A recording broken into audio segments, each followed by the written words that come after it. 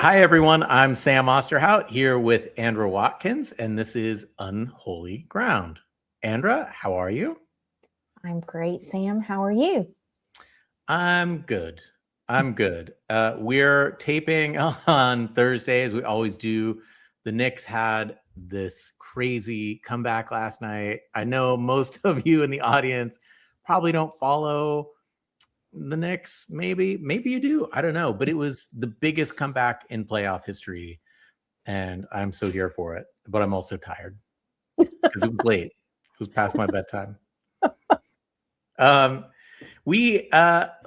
want to kind of get into this a little bit because your work this week has been, you've written several stories that don't at first appear to be kind of connected, but there is a connection between a lot of this stuff. And I want to, before we get into it, just sort of preface this with a little more about the Knicks, if you'll indulge. I will. Because, I lived in the city. My oldest daughter was born in the city, and I know the energy of that place. And I wish that I could have been there for the game last night. I watched it with some other New Yorkers. I mean, I live in New York still, but upstate. Because the energy is wild. It is incredible. And it is a place where you walk down the street and there is every person that has been created on earth in the streets. And we all live together. And there is wild wealth disparity. Yes, absolutely. And there is poverty for sure. New York produced Donald Trump, but it also produced Basquiat, right? This is a wildly diverse place, and it wears that diversity like a badge of joy. And in all of the bars and restaurants and bodegas and shops last night around the city, all of the New Yorkers of every stripe, the rich and the poor and the black and the white, and everyone smushed in together, hugged each other, and went wild. Right. And this is a vision of what America actually really ought to be. Right. This real collective of people who may not always agree, who come from different places, who live different lives, who identify as different things, but together. Right. And as I was reading all of your work this week, I kept going back to that, because the white Christian nationalists, that is the opposite. That is the thing that they are the most afraid of, is that collective spirit. And so I want to start kind of with what you wrote yesterday, or I guess it would be Wednesday. I think it was Wednesday. It may have been today, about the Pentagon and Hegseth's effort to recategorize all the religions, right? And this, if you don't know what happened, Hegseth and the Pentagon, they took a list of more than 200 religions that its troops could claim, and they cut it down to 31. The atheists, gone. The Wiccans, they're out of here. The pagans, the Unitarians, no more. They didn't make the cut. And in the first version, the Mormons also got pulled out. And I think probably most of you have heard about this, because Mike Lee, who's a Mormon, went apoplectic and got crazy about it. And the media, I think, covered it as like a paperwork story, maybe even a little bit of an FU to Mike Lee. But you see it as something totally different. This is the machine for sorting and for repacking our hierarchy. So I want to just start in that spot. And I want you to tell me what this is really for. So they say that, cutting this list to 31 religions on the list helps them. Their explanation was that it helped the chaplains do their job, right? It streamlined their jobs. But you said that was bullshit, which is not a thing you say lightly, generally. So what's really happening here? Well, they said they wanted to help the chaplains better serve and target their soldiers. Mm-hmm. And so streamlining this would help them do that. That was the official position that they gave. That's a quote from military.com in my piece yesterday. But I said that was bullshit, because why would you do that? Why would you take away a Mormon categorization and give them to a non-Mormon chaplain, and have a non-Mormon chaplain serving them and ministering to them? That doesn't make sense. No. So to me, this categorization and the first version of it with all the Christian designations separated is the real meaning behind this, even though they subsequently took those away. I want everyone to note that they responded to Mike Lee not by saying, oh, of course, Mormons are Christians, we'll just add Christian Mormon. They took away all the Christian designations, because Pete Hegseth does not believe Mormons are Christians. Right. So, and he's not going to budge on that. So they just took away the Christian designation. So what they really did with the first piece was show everyone who is the target for the first round of religious culling of the military. It's all the ones that weren't designated Christian on that list, because the real purpose of that list is to give the chaplains a means to force white Christian nationalist religious indoctrination on all those groups and see how they respond. And the ones who respond favorably to that indoctrination and get with the program of being onward Christian soldiers, marching as to war with the cross of Jesus going on before, I won't sing it, but that's a hymn from my childhood. If they don't get with that program, then that will be the next round of culling of the military and saying you're not fit to serve. And that's why you talked about how I connected dots, because I led in with the other pieces of what he's done with that earlier in the week. So that's really what this list is about. It's about identifying who's not a Christian first, so that they can get rid of the ones who won't accept white Christian nationalism in the non-Christian ranks. And then they will focus on indoctrinating that group and culling again with those who don't become hardcore white Christian nationalists. That's what I believe this list is for. Roger, my dog, agrees wholeheartedly. Sorry about that. I'm always happy when pets visit a show. He's my coworker today, so I apologize. He will bark more, I promise you. So I think the thing that caught me about this is, every week I'm like, you've just translated another thing for me that I had no idea about.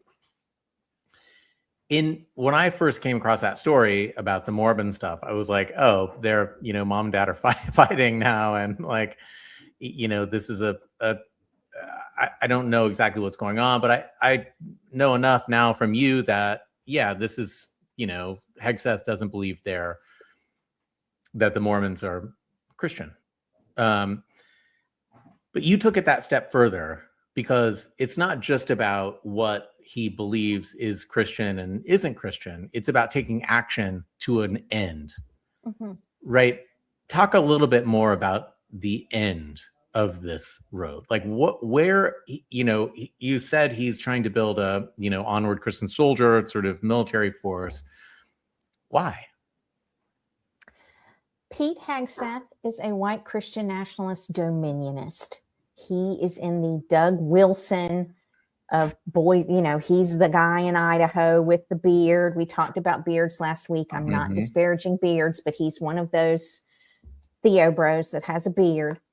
And, he was on CNN saying women were just birthing vessels and it didn't take any talent to do that, etc. So that's who Doug Wilson is. That is who Pete Hegseth follows. That is the version of Christianity and white Christian nationalism that he adheres to. So that camp believes that Christian nationalists have been given dominion by God in Genesis 1:26 through 28, which is from the story of Adam and Eve and the fall of Adam and Eve, to force the planet to adhere to white Christian nationalist dogma and interpretations of the Bible. That to them is really what dominion means. So even though Christians didn't exist in Genesis, even though we don't even know what color Adam and Eve were, if they even were, they transmogrify that whole passage about dominion into giving white Christian nationalist men dominion over everything. So for the military, that means that a soldier's first loyalty is not to the Constitution. It's not to our rule of law. It is to God, and specifically white Christian nationalist God and white Christian nationalist God's interpretation of the Bible. And that representative will be a dictator president. And that's where the loyalty will go. So that is what this streamlining of religions is leading toward. It is a white Christian nationalist religious force that is loyal to God, that is fighting crusades, which Pete Hegseth has crusader tattoos. He talks about crusades. So that is really what he is shaping our military to be with this change. It's much bigger than what most people are reporting, because he wants soldiers who will say, I'm killing you for the glory of God. Right. Yeah. And that's it. And, you know, you talk about Genesis 126 through 128 and 316 for the subjugation of women. So it goes deeper. It's not just this, you know, I found the sort of sorting of Christians, or the sorting of the religions, as a kind of, you know, palatable or hilarious crust that we would overlook. It's the thing I think that you always look for, the one thing that normies won't bat an eye at. It's like, oh, I don't care what you're, you know, work it out. It's fine. Whatever. It doesn't affect me. But they're sorting everyone. Mm-hmm. Right. And so they also sort women. They believe in the subjugation of women. And this, like, again, this show could be called How White Christian Men Are Subjugating Women. Mm-hmm. Right. It always goes back to that. Where do those readings, you know, you've argued that Hegseth should be forced to read them aloud, or that we all should have those passages in our head.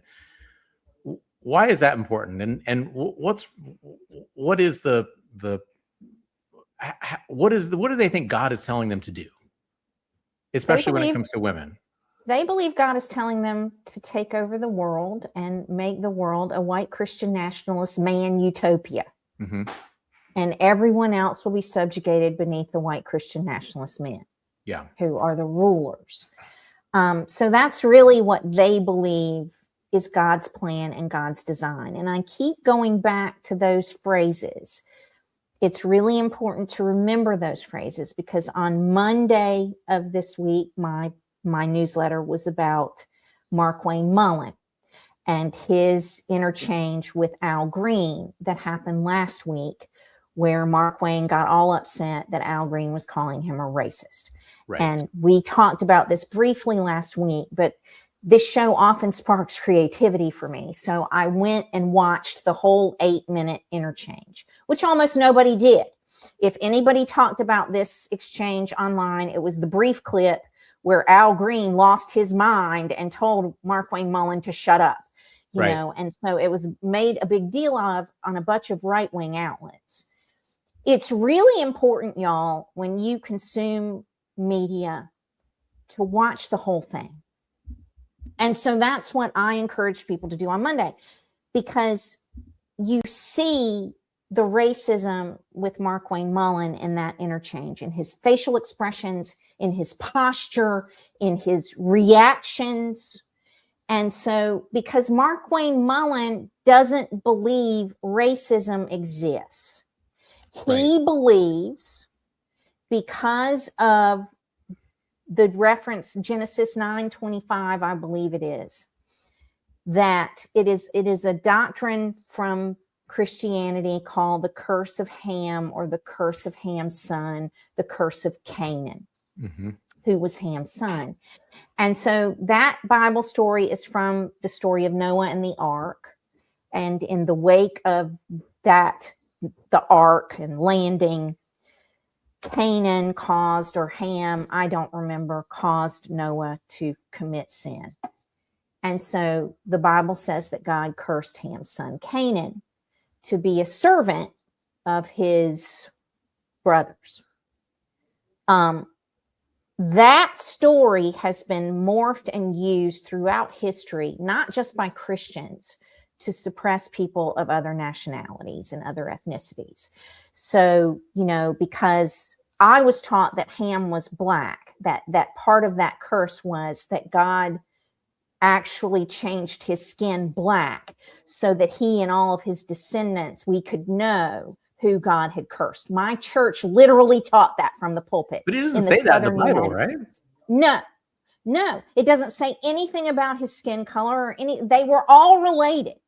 So, it just says that Canaan, Ham's son, who ended up being the father of the Canaanite peoples who resided in Israel, according to, history,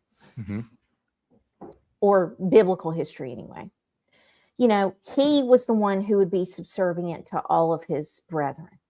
That was the curse. But this curse got morphed and used to justify the Atlantic slave trade. It was used to justify enslaving Black people in the South from pulpits. It was used to justify creating the Southern Baptist Convention and splitting off from the North. It is justified, and it is because they point to that and say, this hierarchy is God's plan and God's design. So let's go back to Markwayne's reactions to Al Green, and please go watch the whole thing in my Substack. It's important because this is what racism looks like. Markwayne's reactions are, how dare you say that racism is wrong and that I'm a racist? I'm just following God's plan and God's design from the Bible. I'm not doing anything wrong. How dare you insinuate that I'm doing anything wrong? Al Green, how dare you tell me to shut up? You person who's inferior to me because of God's plan and God's design. How dare you? How dare you not know your place and stay in it? Because this is what God ordained. I'm in the place I am because God put me here and God ordained this. So that is really for them what all this DEI business, they get angry when you insinuate that racism is wrong because it's God's plan and God's design to them.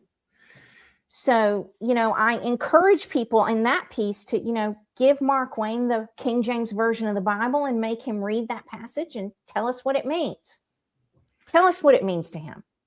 Explain it to us, And that is the insidiousness of all of this and the absolute ridiculousness. I was telling my girls, I was like, there was this hurricane called Katrina. And Ruby was like, yeah, it's in an I Survived book. There's this whole series of books called I Survived. And they're like disaster books. And the girls love them. They read all of them. But, and I was like, there was a minute where a couple of, Christians, pastors and really conservative right-wing pastors blamed Hurricane Katrina on gay people and sinners. And they were like, wait, what? They were like, they caused a hurricane? I was like, no. They made God so mad that he sent a hurricane, to destroy them. And they were like, well, who created them? Right? And I was like, well, I don't know, girls, but I'm not saying I agree with it. But it is this picking and choosing, right, of Bible passages and weird twisting and pretzeling of passages to justify one's own fear and anxiety and hatred and ignorance that is at the total heart of all of this. But put that aside, right? There have always been the get off my lawn Christians, you know, and they've existed forever and ever. This moment is different because they are making it illegal to not be with them or to notice their racism, right? You tie all of this to NSPM 7. Yeah, I don't know that this moment is different. This moment is a return to pre-Enlightenment era thinking. It's a return to pre-Reformation thinking. It's a return to inquisitions. It's a return to pogroms. You know, that's really what it's a return to. You know, our country was founded to reject all of that. And we need to remind people of that. You know, the Western world, Europe, had been subject, and the Middle East too, to hundreds of years of religious wars, where one group was saying, I'm the real thing and I'll kill you in God's name. And the other group said, no, we're the real thing and we kill you in God's name. You know, there were hundreds of years of that. And the Inquisitions were part of that. You know, you're an out group, you're Jewish, you're a woman who may be a witch. You're not, you know, you're not exhibiting the right Catholic, in this case, Christian values. And so we're going to burn you at the stake, or we're going to drown you, or we're going to we're going to do whatever to you to kill you for that. And so this is a return to that kind of world. And it as crazy and far-fetched as it may sound to people who can't imagine those kinds of things, that's really what this is. So it's not new. It's just trying to do away with hundreds of years of progress and return us to this new feudalism. That's what I call it, this system of new feudalism.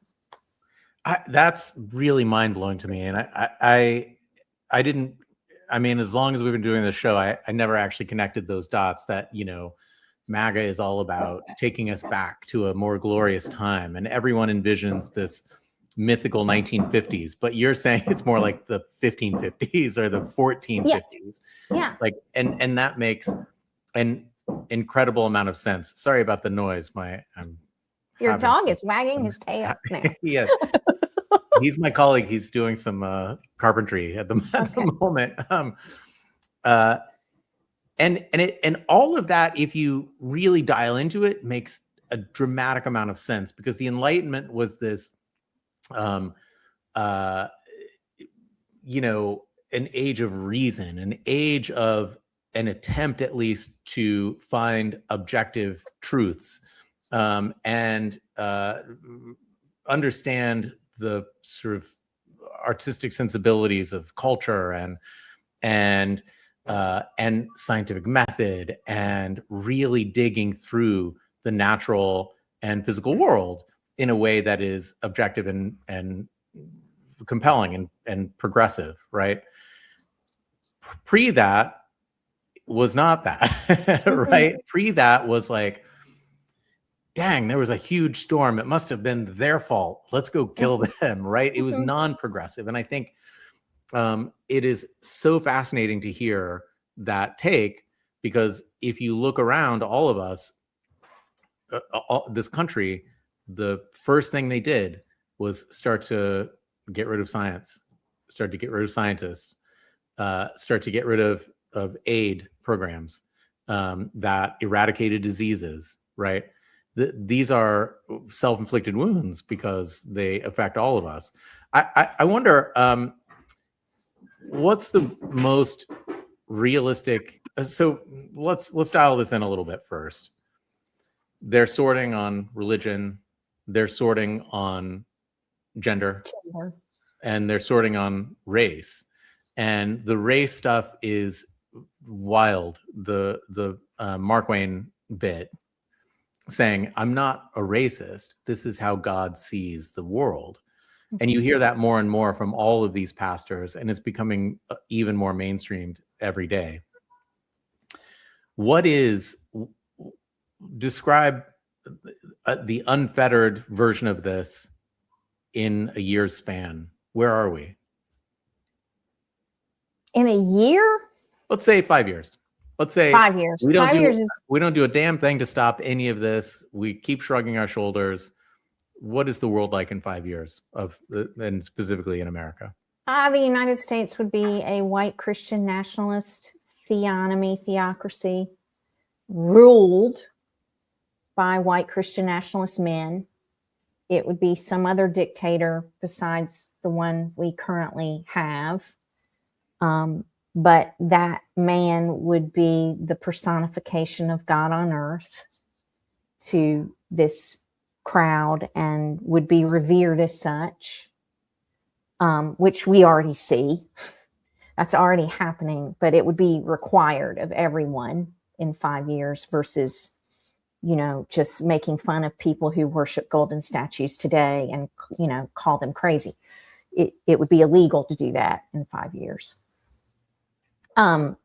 Holding a job, having a bank account, having access to credit, serving in the military, having any position of authority over anyone would be male and white and Christian. And everyone else would be in a hierarchy under that as some kind of serf who is dependent upon the goodwill of whoever's over them to let them have anything. And you would have to fall in line with their requirements and demonstrate compellingly that you do to have their goodwill, to have whatever little something they decide you deserve.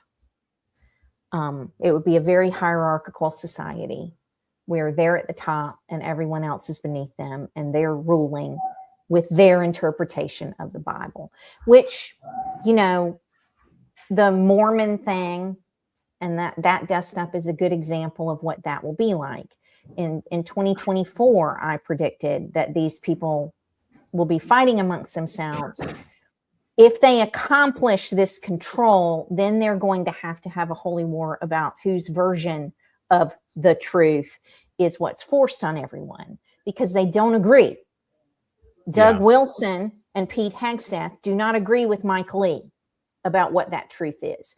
They do not agree with Mike Johnson about what that truth is. They do not agree with Sam Alito or Kevin Roberts or J.D. Vance about what that truth is. And so because all of them believe that they have the only truth and the other ones are wrong, they're going to have to fight about which version it gets forced on everyone before they can actually settle into that.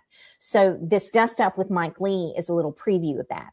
As a Baptist white Christian nationalist growing up in South Carolina, I was taught that Mormons and Jehovah's Witnesses and those kinds of groups were cults.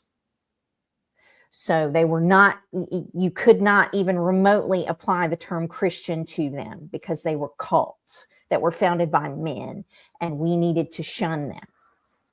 So Pete Hegseth believes that about Mormons, which is why he could not countenance giving them a Christian label.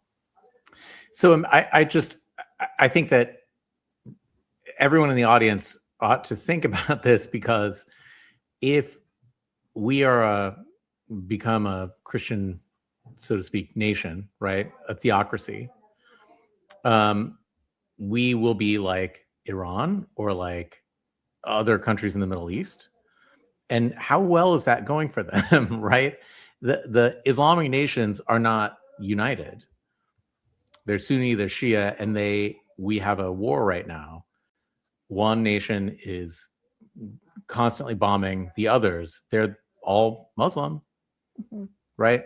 This is where we get. It's just not reason or rationality behind any of this. So I go ahead. Another recent version of this would be the Troubles in Northern Ireland, and so and we're seeing some of that break out again this week. So that's another version of this dynamic that you could imagine that's closer than the Middle East.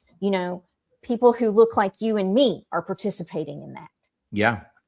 So, if that's the worst case scenario, and we could talk for hours about all of the details of that worst case scenario, and we have, but we won't today. What is the most realistic intervention? What is stopping them before it's too late actually look like, especially for our viewers? In the United States, on the left especially, we have been taught to live and let live, confronting other people for their religious extremism, their religious radicalization, if they're Christian, is something that we've been taught we should not be doing. Mm-hmm. So I think it's important, especially for professing Christians in this audience, to look at this and say, this is not what Christianity means to me. This is not what I worship. This is not what the Bible says. This is not what these verses mean. The first line of standing up has to be Christians who reject the snake oil that white Christian nationalism is selling. And once they start doing that more, it gives the rest of us a template to follow, to start doing some of that. I mean, if I were in one of these hearings with Markwayne Mullin or Pete Hegseth, I would force them, like I said at the top, to read these verses aloud and say, help us understand what these mean. What does this mean? Tell us what it means. You're a professing Christian. You claim to have a deep and profound knowledge of this text. So tell us all what it means and let them explain it. And then ask them, follow-up questions based on that. But we don't do that because historically we have been conditioned not to attack Christians for their beliefs and not to question them. Other religious groups, it's fine, but Christians we have always treated as something that we can't push back against. And we have to, and so everybody, and part of my work and part of why I try so hard with my work to be inclusive is because when you come to me to learn about white Christian nationalism, you're not going to get a side of this is what my faith means to me, whatever I believe, doesn't matter. You come to me to learn what they believe and how to push back against them. And it doesn't matter what you believe. I have very devout Christians following my work, and I have very devout atheists following my work, and everything in between, because I try to give people the tools they need to do that pushing back in their own lives and communities. And people even tell me stories about how they do and how it goes. So I know that people are starting to do that. Yeah, and everyone out there in the audience, we'd love to hear your stories as well. And I think it's an interesting point that, Christian, like our Christian faith is sacred. You can't question it. Like, well, if you believe something, we can question it. We can always question that. That is, the Christians hold all of the rights to question everything that we do. I mean, the fundamental thing that came out of the Enlightenment, to tie this all up, is that every individual has a right to their own mind. That was a fundamental thing from the Enlightenment. I don't have a right to control your mind and tell you what to believe, Sam, and you don't have a right to control my mind and tell me what to believe. That was different from what came before. And what these white Christian nationalists and their billionaire overlords are trying to bring back is their right to control my mind, your mind, to colonize it with AI, with surveillance centers, with social media, to colonize our minds and control our minds. It's a total undoing of that Enlightenment thinking that you have a fundamental right to your own mind and nobody else does. That's right. And that is a great place to wrap. Andra Watkins, this is my favorite half hour of the week. If you're not subscribed up for such a time as this, I just don't even know I don't know what you're doing. You really need to be. Oh, there's Roger again, hammering. I don't know if you can hear that. Probably a good time to wrap. Also, subscribe to Lincoln Square, of course, and we will see you all next week. Bye, everybody.